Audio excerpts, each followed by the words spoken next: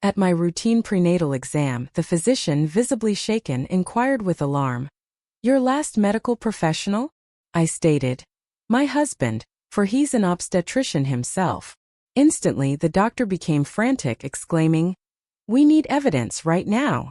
Imagine going for a routine pregnancy checkup, full of hope, only for the doctor to turn to you, her face drained of all color, and whisper, "There's an object in there, and it shouldn't be." What if that one terrifying sentence shattered everything you thought you knew about your perfect life, your loving husband, and even your own family? At first, I thought I was living a fairy tale. My husband, Jacob, an OBGYN, treated me like glass, like I was the most precious thing on earth.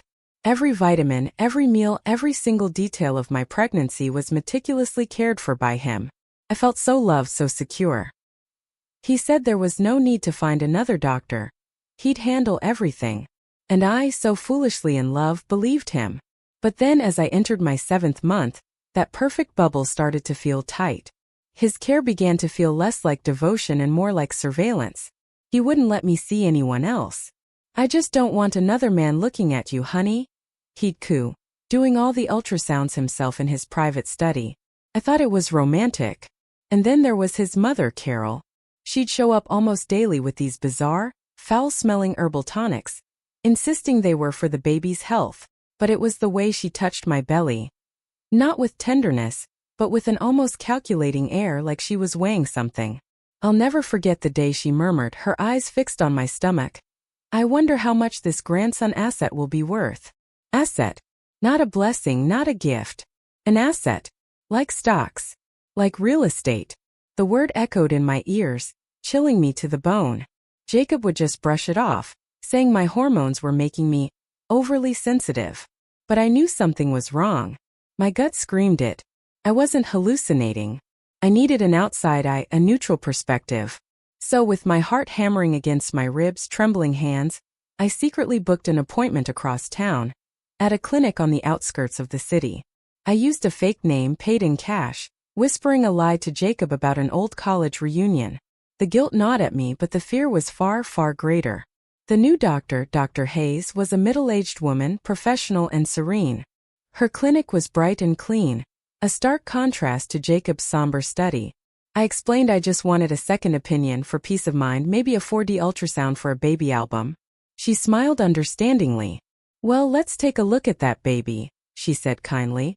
I lay back as the cool gel was applied to my belly. A black and white image began to form on the screen. The baby's heartbeat filled the room, strong, rhythmic. He was so active. Tears of relief welled in my eyes. He was healthy. Maybe I was just being paranoid. Dr. Hayes smiled. "Yes, Lucy. The baby is very healthy. A strong heart, a straight spine. Perfect." But suddenly that smile vanished. She moved the transducer away from the baby to a spot near my uterine wall. Her expression turned serious. She pressed a few buttons, enlarging the image on her own monitor. Then, with a swift, deliberate movement, she turned off my screen. My heart started to pound. "What's wrong, doctor? Is our baby okay?" "Your baby is fine," Dr. Hayes replied, but her voice was strained. She put down the transducer and looked intently at me. A suffocating silence filled the room. "Who was the doctor who examined you previously?" Her voice was low, firm. "My husband," I stammered, bewildered by the sudden change. "Dr. Jacob Reed. He's an OBGYN too. And his mother, Carol, has been helping me a lot." Dr. Hayes remained silent, looking back at her monitor as if she couldn't believe what she was seeing. Her face went bone white. She rose from her seat, her hands trembling slightly. "Lucy," she said, her voice now alarmed and urgent, "I need to run some tests on you immediately. A full blood panel. And I'm scheduling an MRI for you as soon as possible." Panic seized me. "Why, doctor? What is it? Is it cancer? A tumor?" She quickly shook her head. "No, it's not that. I don't know exactly what it is. But this object I'm seeing shouldn't be there. It doesn't belong inside your uterus." "What object, doctor? Please explain." I sat up, the cold gel still on my belly, but a far deeper cold was spreading through me. Dr. Hayes took a deep breath, trying to contain her alarm for my sake. She turned the monitor toward me. "Your baby is healthy. Look here," she said, pointing to the image of my peacefully curled up fetus. But here. She moved the image, pointing to a spot near my uterine wall quite close to the baby. There it was. A small, dense, oddly shaped shadow. Precise in its form, almost like a tiny metallic capsule. In stark contrast to the biological tissues surrounding it. What is that? I whispered in horror. That's the problem, she said frankly. I don't know. It's definitely not part of your anatomy, nor is it any medical device I'm familiar with. It's not an IUD. It's not an implant. It's a foreign body, Lucy. An artificial object. I've never had surgery. I've never had anything put inside me. I stared at the shadow. That's what worries me, Dr. Hayes said, turning off the ultrasound machine. Your husband, Jacob, is an OBGYN. There's no way he would have missed this on the ultrasounds. It's quite obvious if you know what to look for. If you know what to look for. The words hit me like a physical blow. It meant Jacob knew. His attentiveness, his prohibition on seeing other doctors, all those ultrasounds he had done himself. It wasn't to protect my privacy. It was to protect that object. I need a sample of your blood, Dr. Hayes said, now in full professional mode.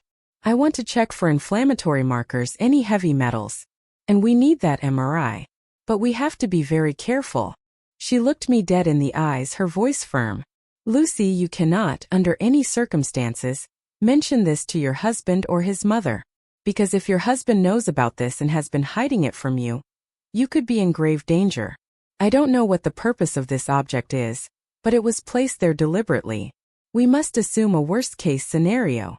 Dr. Hayes scheduled my MRI at a different hospital, under a fake name on the pretense of a nutritional consult. She drew my blood and sent me home. Act as if nothing happened, she warned me. Watch your husband. Listen. Don't give away your fear. The drive home was a nightmare. I drove in a daze. Every little kick from the baby now felt like a reminder of the other invader inside me. The asset. Was this what Carol meant? When I got home it was already evening. The house was quiet. Jacob wasn't back yet. Carol wasn't there either. I took a quick shower, washing away the remnants of the gel, trying to calm my racing heart. I had to act normal. Jacob arrived late, looking tired. He gave me a kiss on the forehead. How was the reunion? It was good, honey. A lot of people came, I replied, struggling to sound casual. Jacob smiled, but his smile didn't reach his eyes. Don't wear yourself out. Remember, you're carrying precious cargo. That night I couldn't sleep. I lay on my side with my back to Jacob, feigning sleep. I felt his every move. Around 2 a.m. Jacob must have thought I was sound asleep. He slipped out of bed silently, making almost no noise. I held my breath. He took his phone and left the room, closing the door carefully. I waited a few seconds before sliding out of bed. I opened the door a crack. Jacob hadn't gone far. He was standing in front of his private study upstairs, the door slightly ajar. I could hear his voice, a tense whisper. She went to see another doctor, Mom. My heart stopped. My blood turned to ice. Yeah, just a cheap 4D ultrasound. She said she wanted to see the baby's face. No, she doesn't suspect anything. She's too dumb to suspect. There was a pause. Jacob was listening to the person on the other end of the line. I knew exactly who it was. Carol, of course. I checked it last night while she was sleeping, Jacob continued, a hint of irritation in his voice now. Don't worry. The object's position is still secure. The pregnancy hasn't shifted it. Everything is stable. Another pause. Yes, Mom. I'll extract it myself during the delivery. I'll make it all look like a normal complication. Then we can take care of the rest. Jacob let out a quiet, humorless laugh. Of course, I still have Richard Franklin's inheritance documents. Nothing has changed. It's all going according to your plan. I clamped a hand over my mouth to stifle a scream. The object. The delivery. Richard Franklin's inheritance documents. My father. It was all connected to my late father. My husband, Jacob, and his mother, Carol, were conspiring against me, and the key to everything was inside my uterus, right next to my unborn child. I crawled back into bed. My body was ice cold despite the stuffy air in the room. I pulled the covers up to my chin, my eyes fixed on the closed door. Behind that door, in his study, My husband had just confirmed my worst fears. He wasn't just a controlling husband. He was a conspirator, a liar, and maybe a future murderer. And he was working for his mother. Richard Franklin's inheritance documents. What did this have to do with my long-dead father? Richard Franklin had been a successful businessman, but he had never flaunted his wealth. He lived modestly, and I had always believed my inheritance consisted solely of this house and enough funds for my education. I was obviously very wrong. I forced myself to breathe evenly. I couldn't let Jacob know I was awake. When Jacob returned to the room 15 minutes later, he moved silently, like a predator. I felt the dip in the mattress as he lay down. I could feel his breath on the back of my neck, steady and calm. I was sleeping next to a monster, and the monster was sleeping soundly. The morning brought a new kind of terror. How could I act normal? How could I let Jacob touch me, give me vitamins, smile at me? But I had to. My life and my baby's life depended on it. I smiled through breakfast and swallowed the vitamins Jacob gave me, then quietly threw them up in the bathroom. I needed to get out of this house. I needed answers. The only person who might know anything was my late mother's sister, my Aunt Martha. Aunt Martha was a simple, shy woman who had always kept her distance from me after Richard's death. I had always thought it was because she was uncomfortable with our wealth. Now I suspected it was because she knew something. I waited for Jacob to leave for the hospital. I have a surgery. Might be late, he said, kissing my forehead. I resisted the urge to wipe his lips from my skin. As soon as Jacob's car was out of sight, I rushed. I didn't dare take my phone, fearing Jacob was tracking me. I grabbed the car keys and drove to Aunt Martha's house in the suburbs. The house was small, with a well-tended garden that contrasted with my own large, cold home. Aunt Martha was shocked to see a pregnant me on her doorstep. "Lucy, my goodness, what is it?"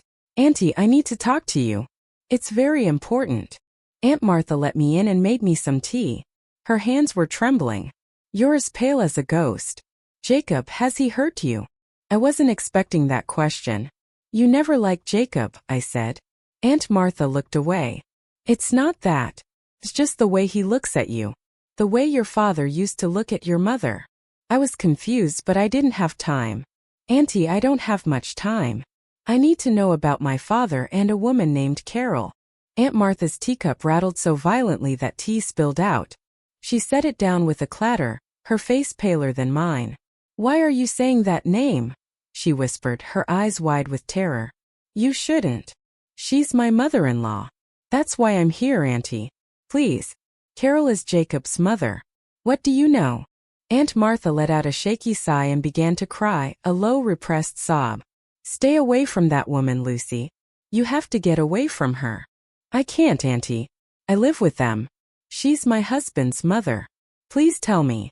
Aunt Martha took a deep, shuddering breath. "Carol is not a good person. Years ago, before your mother died, she was your father's personal assistant. She was very smart, very capable, but also cunning.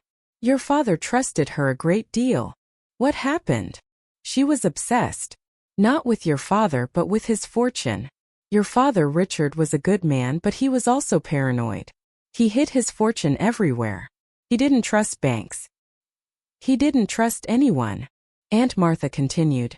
"One night, your father found Carol in his study, trying to open his personal safe. Not the normal safe, but the one that held his secret asset ledgers. Your father was furious. He fired her on the spot." "Is that all?" I asked. "No. Carol didn't take it well. She threatened your father. I was in the next room. I heard her screaming. 'You humiliate me, Richard. Your fortune should have been mine. One day I will get it. One way or another, I will take everything you have.' I was silent. Richard Franklin's inheritance documents. Carol had been planning this for decades. "Auntie," I said softly, "my father's inheritance. What do you know about it? Jacob and Carol keep mentioning it." Aunt Martha looked at me, tears streaming down her cheeks. "Your father was an eccentric, Lucy. After your mother died, he became even more paranoid. He said he had to protect his legacy. He created a very strange will. He said his main inheritance, valued at billions of dollars, couldn't be accessed without a special key." "What key? Where is it?" "I don't know. He just said he hid it in the safest place in the world, inside his most cherished treasure. Something people would never steal because they wouldn't know it was there. I looked down at my belly. My baby. Aunt Martha quickly shook her head. No, dear. Not his grandchild. This was long before you were married. Aunt Martha looked at me with horror, as if she had just realized something. Lucy, when you were about 15, did your father take you to a private clinic overseas in Geneva? He had said it was for a minor medical procedure, some kind of new vaccine. The memory hit me like a physical blow. I remembered the clinic in Switzerland. They had put me under full anesthesia. My father said it was to strengthen my immune system. This object I'm seeing shouldn't be there.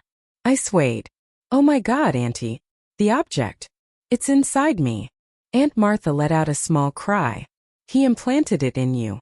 Your own father. Implanted the key inside his daughter. And Carol knew, I whispered. That's why she made Jacob become an OBGYN. To marry me. To get me pregnant. I grabbed my aunt's arm. What do? They're planning to cut it out of me when I give birth. Aunt Martha was panicking. You have to go to the police. And tell them what? That my husband is too attentive? That my father implanted something in my body? They'll think I'm crazy. I knew I needed more than just a story. I needed proof. And I needed a powerful ally. Auntie, think. My father must have left other clues. Who was his lawyer? I don't know.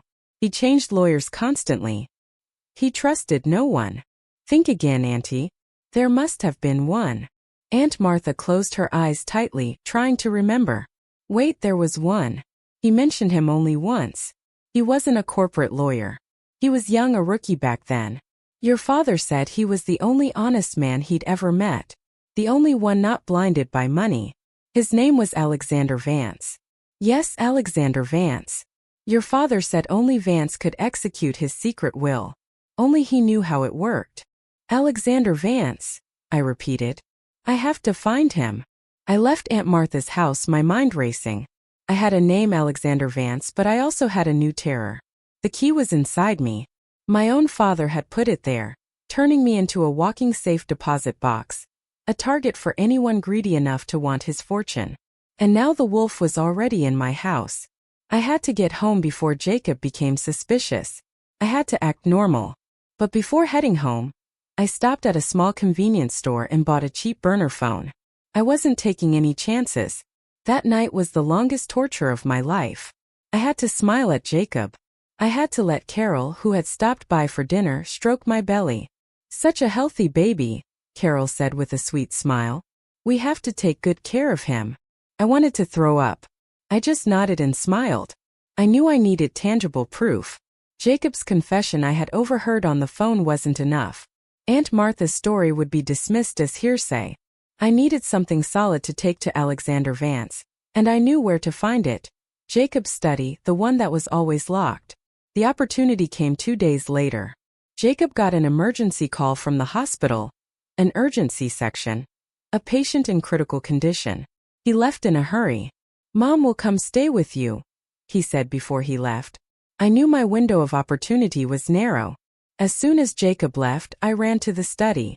The door, as always, was locked, but I had noticed Jacob didn't use a key. He used a keypad on the doorknob. I tried my birthday fail. Jacob's birthday fail. Our wedding anniversary fail. I panicked. I heard a car in the distance. Carol. I tried one last combination, something that disgusted me. My baby's due date. Click. The door opened. The pang of betrayal was profound. He had used our baby as a key. The room was cold and orderly. Behind a gloomy landscape painting on the wall, I knew there was a safe. I pulled the painting aside. As expected, a digital safe. I tried the same code, the baby's due date. Beep. The safe swung open. Inside, there was no money or jewelry, but a stack of documents labeled Richard Franklin. And on top of the pile, a thick black leather-bound journal. I pulled it out. It wasn't a normal journal. It was a medical log. My hand shook as I opened the first page. It was about me. In cold, clinical handwriting, Jacob had documented everything. First page. Access to subject. Lucy established successfully. Phase 1 complete. She shows interest as expected. Pages from months later. Wedding performed. Full access to subject achieved. C is very pleased. The most chilling pages were at the end. They started with the beginning of my pregnancy. Pregnancy successfully induced after 3 attempts. Subject is unsuspecting. Location of object confirmed via handheld ultrasound. Stable, no displacement due to fetal growth. I flipped through the pages breathless. The most recent entry was from a few days ago. Extraction plan for D-Day. Proceed with emergency C-section following staged failed induction. Claim fetal distress. Nuchal cord. Full general anesthesia will be used. This will provide sufficient time for object extraction after baby delivery. And then a final sentence in a different ink as if added later. C suggests a malpractice accident with the anesthesia overdose post-procedure. Cleanest way to eliminate future ownership complications. Subject does not need to survive once object is successfully retrieved. My knees gave out and I sank to the floor. An anesthesia accident. They were planning to kill me. It wasn't just a theft.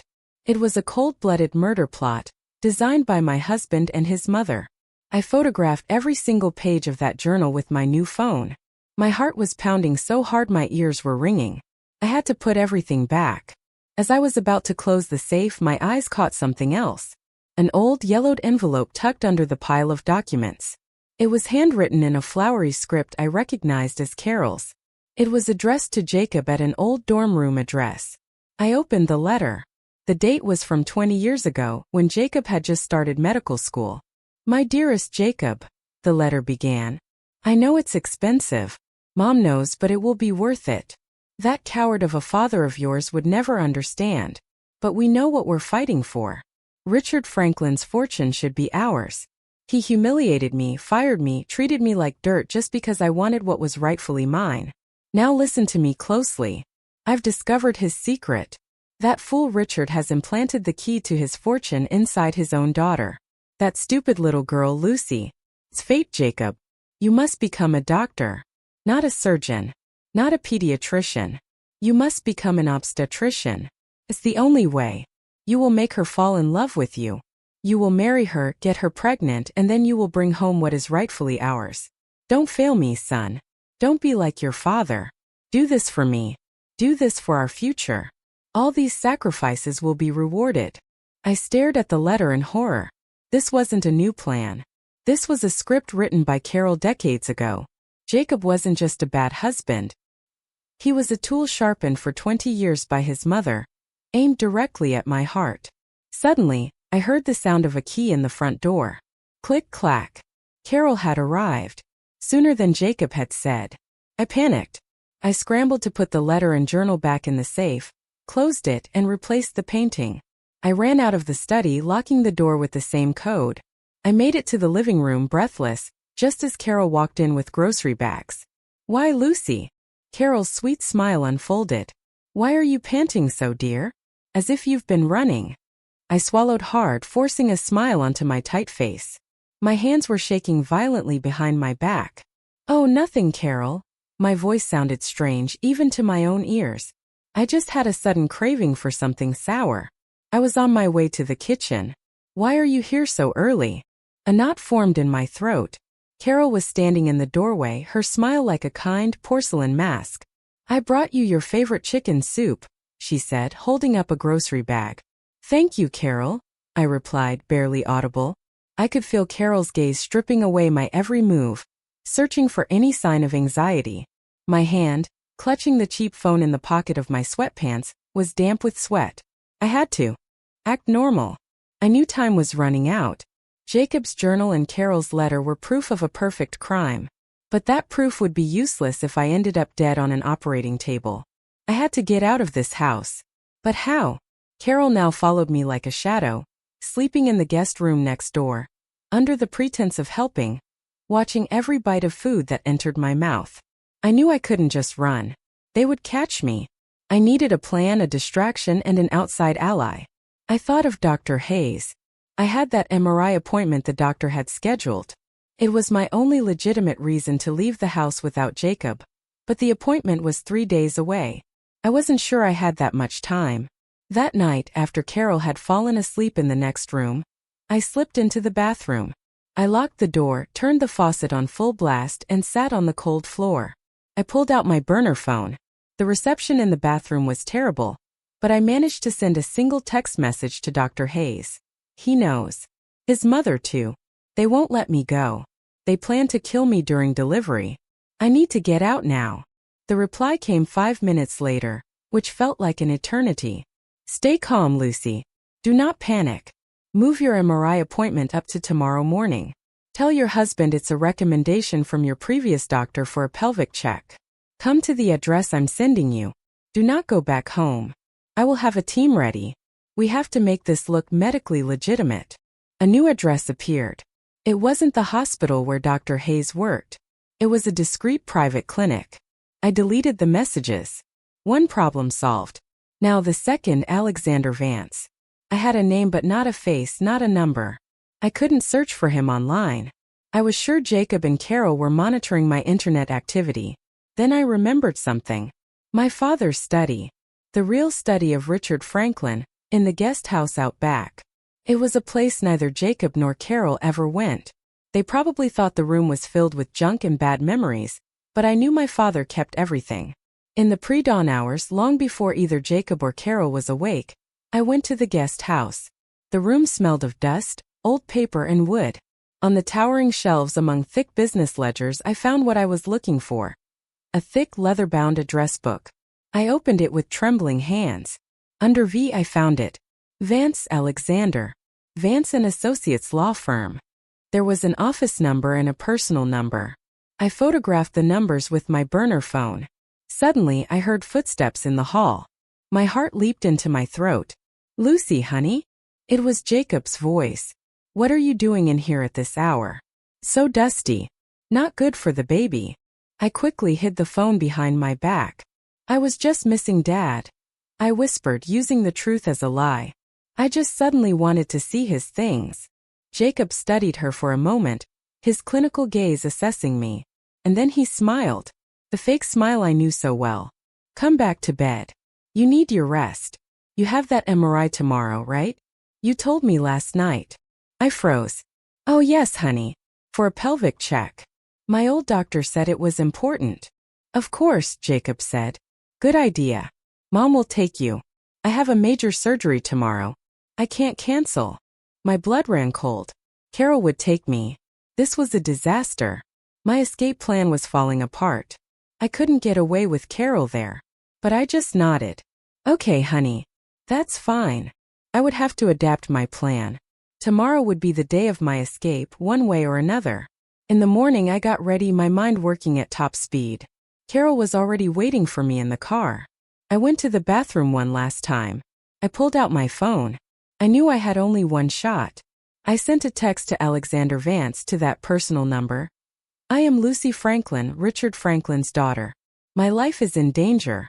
My husband Jacob and his mother Carol are trying to kill me for my father's inheritance. I have proof. I'm on my way to the Future of Clinic on Rosewood Street now. Please, I have nowhere else to go. Track this phone.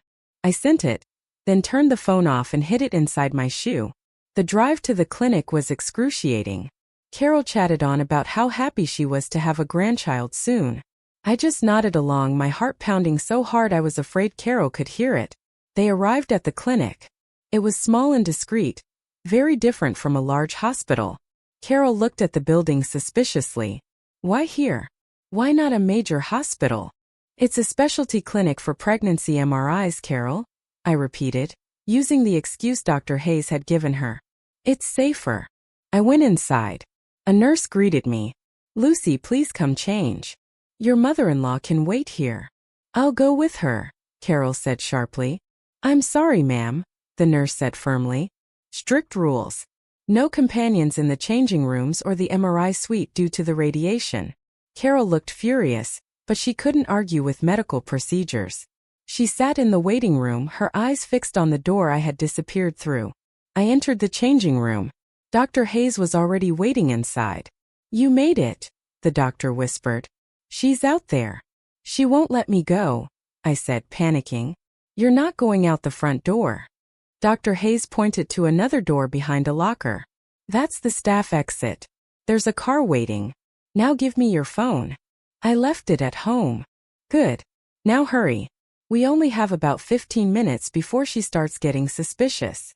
Just as I was about to move, the clinic's fire alarm blared to life. Light smoke began to fill the hallways. There were panicked shouts from the waiting room.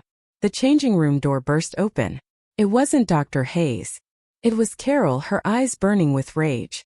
Where do you think you're going, you little traitor? Carol snarled. She must have pulled the alarm herself. Dr. Hayes tried to intervene. Ma'am, what are you doing? This is a hospital. Carol shoved Dr. Hayes against a wall. Shut up. This is a family matter. She grabbed my arm. You think you're so clever? You'll never escape me. Jacob is waiting out back.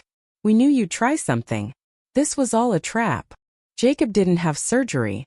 They knew I would try to run. They had set me up. We're going to do that operation right now, Carol said, dragging me down a back hallway. I fought back. Let go of me. Please. They're trying to kill me. I screamed at the top of my lungs. They reached the back exit. There was no ambulance waiting but a black van. Jacob was standing beside it. His face was cold and expressionless. He was holding something. A chloroform rag. I told you she wouldn't come quietly, Jacob said to his mother. The two of them grabbed me. I struggled, kicked and bit, but my strength was failing me. Jacob started to bring the cloth to my face. Stop right there. A calm but commanding voice cut through the chaos. Jacob and Carol froze. At the end of the alley, a man in an impeccable suit stood calmly. He was not alone. Behind him were two uniformed police officers. Who are you? Jacob shouted, still holding me. I'm Alexander Vance, the man said. I'm the attorney for the late Richard Franklin, and I represent my client, her. He pointed to me, who had just informed him that they were attempting to kidnap me. Carol laughed.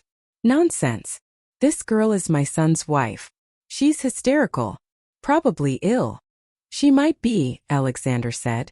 But her illness had the good fortune to send me a complete copy of this medical journal. Alexander held up his phone, showing the photos I had sent of Jacob's journal pages. And also a copy of the murder plot letter you wrote 20 years ago, Mrs. Reed. The color drained from Jacob's and Carol's faces. We received Miss Franklin's call, Alexander continued, his voice now icy, and we tracked the phone. But we also received an emergency package from Dr. Hayes with all the medical evidence, including the MRI results of the object in my client's uterus. Dr. Hayes stepped out from behind the policeman, her face tense but determined. Jacob, Alexander said. As a doctor, you know what medical malpractice is, but as a conspirator, you just made a fatal error. You wrote it all down. The two police officers moved forward. Jacob Reed, Carol Reed. You are under arrest for attempted murder, conspiracy to kidnap, and conspiracy to commit fraud. Jacob let go of me. He knew it was over. But Carol didn't. With an animalistic scream, she lunged at me, no longer caring about the baby or the key. If I can't have it, neither can you. But it was too late. The police already had her restrained. Jacob stood still, defeated by his own arrogance. I swayed, nearly falling. Alexander caught me. Lucy, he said gently. I'm Alexander Vance, your father's lawyer. You're safe now. I looked at the man, then at Dr. Hayes. My allies had come. I had made it. And at that exact moment, I felt a sharp pain in my abdomen. It wasn't from Carol's grip. This was different. I looked at Dr. Hayes with terrified eyes. Doctor, I gasped. I think my water just broke. I clutched my belly. A sharp pain that had nothing to do with fear tearing through my body. Amniotic fluid soaked my legs, creating a pool on the grimy alley floor. The baby was coming now, in the middle of this chaos, with my husband being arrested and handcuffed. Carol saw the pool at my feet. Her hate-filled eyes suddenly transformed into a terrifying focus. The baby, she shrieked. The key is being born. She began to struggle with inhuman strength, dragging the officer holding her. Jacob, get the baby. Get the key. Jacob, in contrast, was paralyzed. His face was ashen, not from the arrest, but from the sight of Alexander. He had seen his journal on Alexander's phone. As an expert manipulator, he knew when the game was up. The cold calculation in his eyes showed he had already abandoned the plan and was starting to calculate his sentence. But Carol hadn't. For her it wasn't over. Coward. She spat at her son. After everything I sacrificed, get him. That's enough. Alexander's calm voice cut through the air. Officers, get them in the car. Get them out of this area. The second officer helped his partner, dragging a still screaming Carol and a deathly quiet Jacob away. As they passed me, Carol glared with pure hatred. This isn't over, Lucy. You'll never enjoy that inheritance. I'll rot in jail, but I'll make sure you suffer. Jacob said nothing. He just looked at me with no remorse in his eyes, only a cold void that was somehow far more terrifying than his mother's rage. Lucy. Dr. Hayes's voice brought me back to reality. The doctor was already kneeling in front of me, ignoring the chaos around them, her professionalism having taken over. Lucy, listen to me. You're in shock and you're in labor. The contractions are coming too fast. It hurts, I moaned, leaning on Alexander. The extreme stress brought it on. We can't deliver here. Dr. Hayes looked at her small clinic. And we can't go back in there. It's not sterile, not equipped for this. She looked at Alexander. We need to get her to a major hospital now. Alexander nodded. I'll call an ambulance. No time. Dr. Hayes said. Look at the interval of her contractions. 2 minutes. This is going to be fast. Use that police car they took them in. Tell them to put the sirens on. Alexander thought quickly. Too risky. We don't know if they have anyone else out here. We'll use my car. It's armored. A relic from your father, he said to me with a small, grim smile. He really was paranoid. Everything moved quickly. Alexander lifted me, and I cried out in pain as another contraction hit. Dr. Hayes grabbed an emergency bag from her clinic. They bundled me into the back seat of a heavy black luxury sedan. Dr. Hayes got in beside me as Alexander took the wheel. Where to? Alexander asked. Metropolitan General. My team is on standby there. I told them it was a very important person emergency. The car sped off, weaving through traffic. For me, the ride was a blur of pain and fear. Every bump in the road felt like a knife. I'm scared, Dr. Hayes, I sobbed, gripping her hand. What if that key, that object, hurts the baby when it comes out? Dr. Hayes took my face in her hands, forcing me to make eye contact. Lucy, listen to me.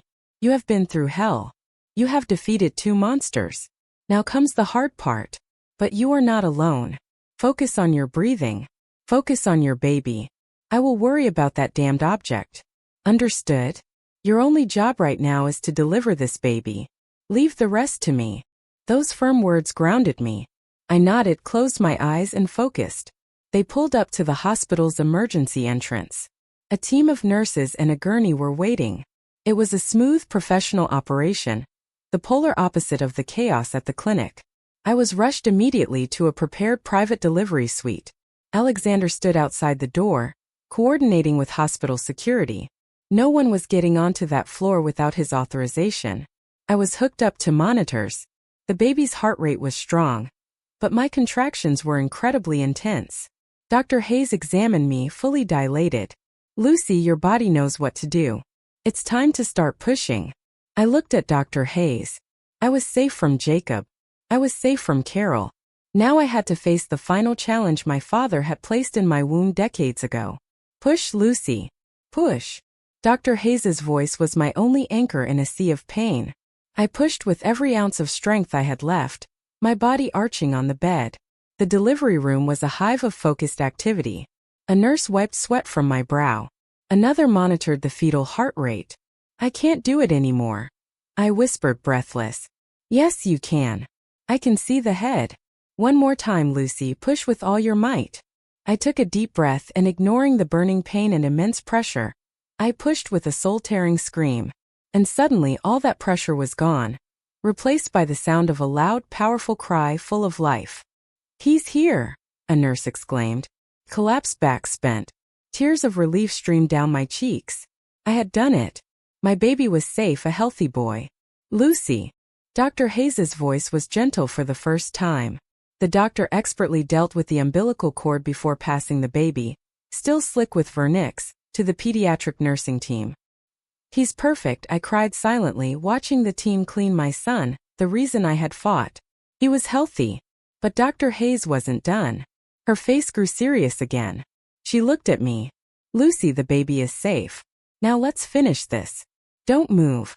The placenta will deliver soon, and I need to check on that object. I was too exhausted to speak. I just nodded. Dr. Hayes worked quickly.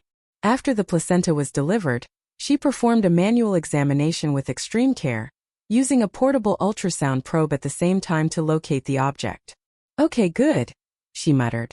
It hasn't shifted. It's far from the placenta implantation site. Your father knew what he was doing. The object was not in the uterine cavity, but implanted in the myometrium, the muscle of the uterus. Do I need surgery? I asked weakly. Not necessarily, Dr. Hayes said. I can get it out, but not now. You've just given birth. Your body needs to recover. Trying to remove it now would be too risky for hemorrhage. I looked disappointed. So it was still inside me. For now, Dr. Hayes said. But it's inert. It poses no danger to you. Suddenly the doctor paused. She looked at the ultrasound screen again. Wait, that's odd. What? I said, alarmed again. It looks like there's a small light inside the object. It's blinking very faintly. Dr. Hayes zoomed in on the image. My God. The object is activating. Your baby's birth. Your baby's DNA must have triggered it. Just then the delivery room door opened.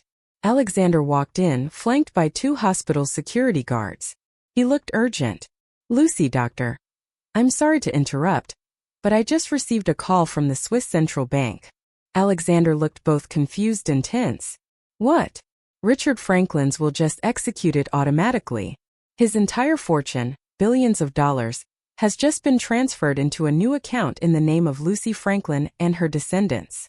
It happened exactly 3 minutes ago, sir. Alexander looked at his watch. Dr. Hayes looked at Alexander, then at me, then at the ultrasound screen. Exactly when her baby was born. The birth was the key. A biometric key. I looked at my son, now cleaned and wrapped in a blanket, being brought over by a nurse. He wasn't just my baby. He was my liberator. The nurse placed the baby on my chest. I held him tight. Hello, little one, I whispered. Alexander came closer, a genuine smile on his face. Congratulations, Lucy. You did it. You're a wealthy woman and you have a healthy son. But what about Jacob and Carol? I asked. They are being taken care of. They won't see the light of day for a very, very long time, Alexander said. There's still one problem, Dr. Hayes said, packing away her equipment. That key, that object is still inside Lucy and it's active now. We don't know what other functions it has besides triggering the transfer. Alexander stared at the blinking capsule on the ultrasound screen. I think I do, he said quietly. Your father, Richard Franklin, wasn't just paranoid. He was a vengeful genius. What do you mean? I asked. Alexander looked at me seriously. Lucy, I don't think that object just opened an account. I think it's been recording. Recording what? Everything. For years. Every conversation, every threat, every whisper. Richard Franklin didn't just give you an inheritance. He gave you a weapon.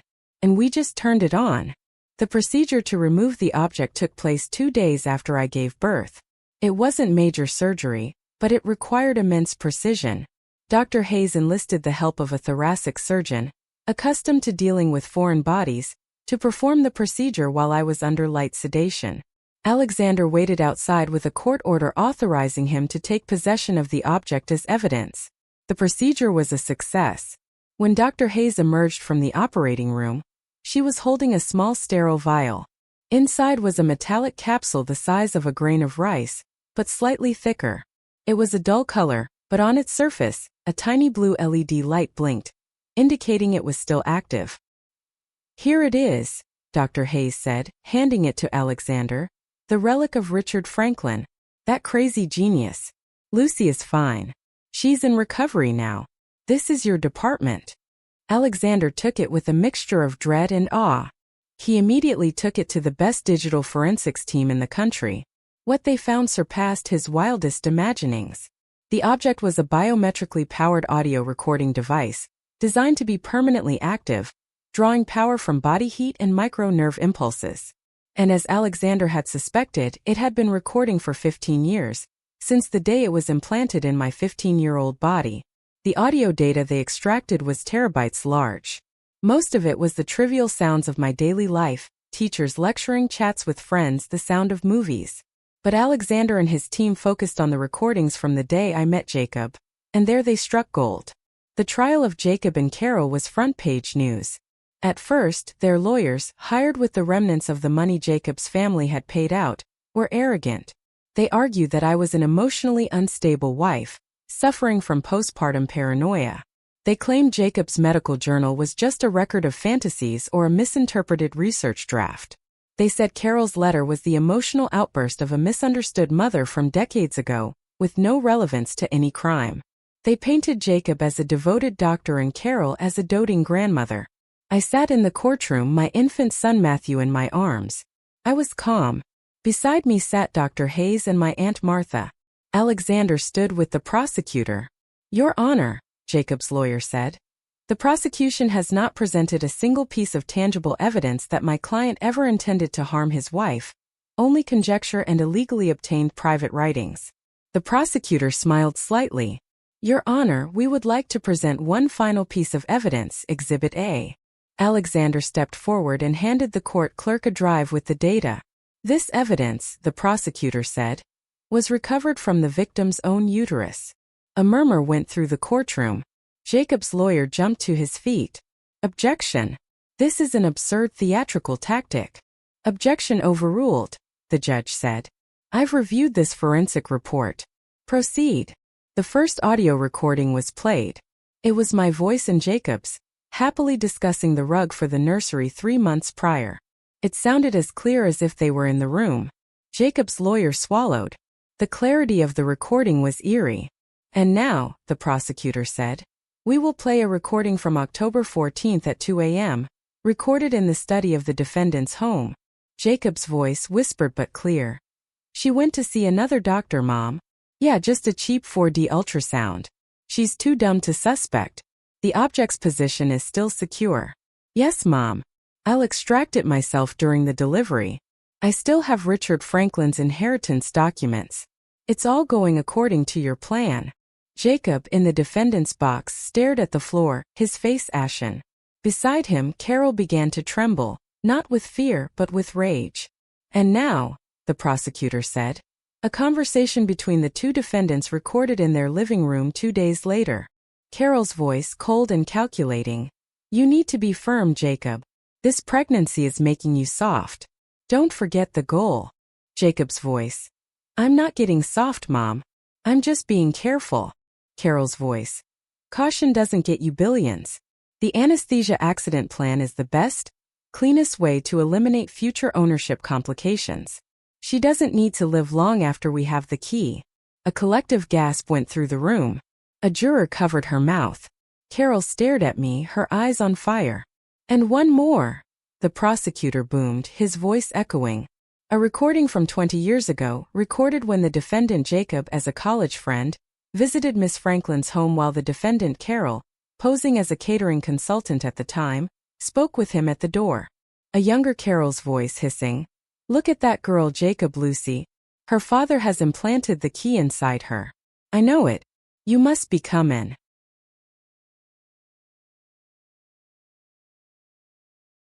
obstetrician. You will make her fall in love with you. You will bring home what is rightfully ours. Don't fail me." It was the smoking gun.